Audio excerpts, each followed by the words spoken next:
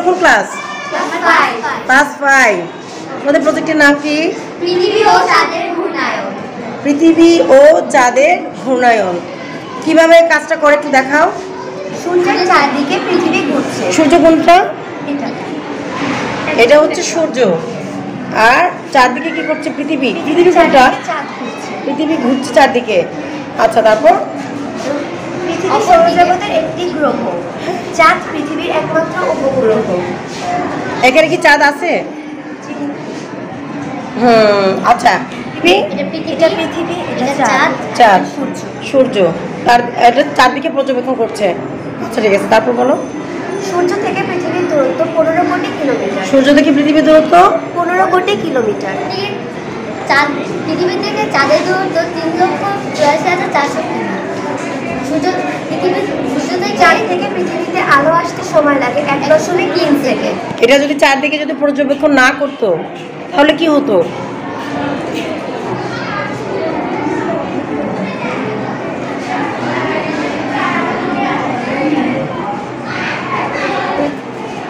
তোমরা কোন class? Class 5। তোমাদের প্রজেক্টের নাম কি? একজন বলো। পানি চক্র। পানি চক্র কে বলবে? বলো, তোমার নাম কি? তাওহিদ ইসলাম। দেখি বলো। যে প্রক্রিয়ায় পানি বিভিন্ন অবস্থায় পরিবর্তিত হয়ে ভূপৃষ্ঠ বা বায়ুমণ্ডলে সর্বত্র পড়ে এবং পুনরায় উৎসে ফিরে আসে তাকে পানি চক্র বলে। এখানে সূর্যের আলো এই পানিতে গিয়ে পড়েছে। সূর্যের আলো পানিতে গিয়ে পড়েছে। পানিতে পড়েছে। এই পানিটা বাষ্পীভবন হয়ে উপরে উঠে এসেছে। এই বাষ্পীভবন যখন ঠান্ডা হয়ে যায় তখন এটি দেখাই দাও। তখন এটি ঘনীভবনে পরিণত হয়। ঘনীভবনে পরিণত হয়। এই ঘনীভবন ক্ষুদ্র পানির কণা একত্রিত হয়ে মেঘ তৈরি হয়। মেঘ কোথায়? মেঘ তৈরি হয়। এগুলো মেঘ। এই মেঘ যখন অনেক বড় হয়ে যায় তখন বৃষ্টিপাত হয়। তখন পানিগুলো অর্ধেক পানি উদ্ভিদে শোষণ করে এবং বাকি পানি সমুদ্র বা নদীতে চলে যায়। উদ্ভিদ কোথায়? তোমার উদ্ভিদ এখানে কোথায়? এই যে এখানে উদ্ভিদ আছে। হ্যাঁ, এই যে উদ্ভিদ। তোমার বাকিটা নদীতে চলে যায়। নদী কোথায়? এই যে এটা হচ্ছে নদী। নদীতে চলে যায়। এই প্রক্রিয়াটা বারবার চলতে থাকে। এই প্রক্রিয়াটা বারবার চলতে থাকে। আর বলো।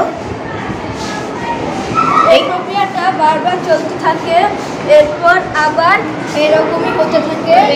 এটাকে বলা হয় পানি চক্র। পানি চক্র। আচ্ছা, এখানে যে আমি জীবজন্তু দেখতে পাচ্ছি, এগুলো কি? কেন এটা কি করছে? এগুলো হচ্ছে যে পানিটা উদ্ভিদ শোষণ করে, এটার ফলে যে গাছপালা হয় বা ঘাস হয় এগুলা এই জীবজন্তুরা খায়। এগুলো কেন? এই যে পানিগুলা যে প্রক্রিয়া হয়ে যে পানিগুলা এই গাছপালা পায়, এতে গাছপালা বেড়ে ওঠে আর জীবজন্তুরা পানি পান করতে পারে। আচ্ছা, এখানে পানি পেয়ে কি করে? গাছপালা বেড়ে ওঠে। সেই সাথে আবার প্রাণীও দেখা যাচ্ছে, যেখানে বাঘ, গাছের পাতা খাচ্ছে, ঘাস খাচ্ছে। অর্থাৎ পানির উপর সবাই নির্ভরশীল, তাই না? পানি ছাড়া কি মানুষ বাঁচবে? কোনো প্রাণী গাছপালা বাঁচবে? হ্যাঁ, বাঁচবে না। পানির অপর নাম তাই জীবন, তাই না? ক্লাস 5। তোমাদের প্রজেক্টের নাম? ওকে।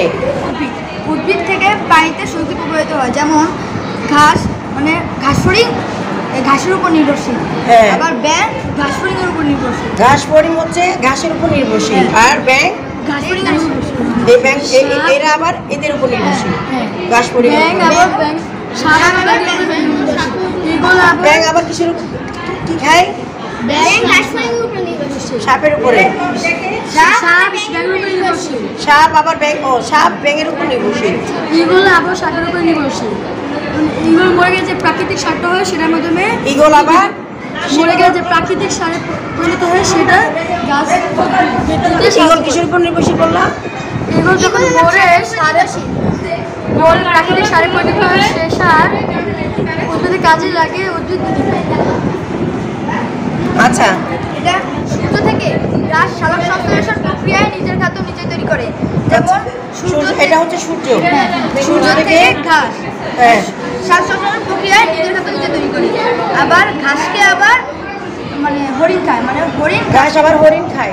হ্যাঁ হরিণ আবার ঘাসকে খায়। এটাই তো, ঘাস খায় আর কি। আবার বাঘ বাঘ আবার হরিণ খায়।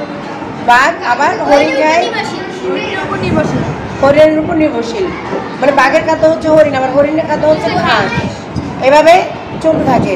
প্রাণী জগতে যারা বেঁচে আছে সেখানে মানুষও আছে, আবার পশু পাখি জীবজন্তুও আছে, তাই না? প্রত্যেকেই খাবারের উপর নির্ভরশীল। খাবার ছাড়া কি কেউ বাঁচবে? বাঁচবে না। তবে খাদ্যগুলো আলাদা আলাদা। কে কী খাবার খাবে? আমরা কি ঘাস খেতে পারবো না? তাহলে আমরা প্রাণী জগতের মধ্যে যারা আছে, কীট পতঙ্গ পশু পাখি, ওদেরও কিন্তু খাবার আলাদা আলাদা। আর তোমরা সেটাকে এখানে তুলে ধরেছো, তো ঠিক আছে, সুন্দর হয়েছে। তোমাদেরকে অনেক ধন্যবাদ।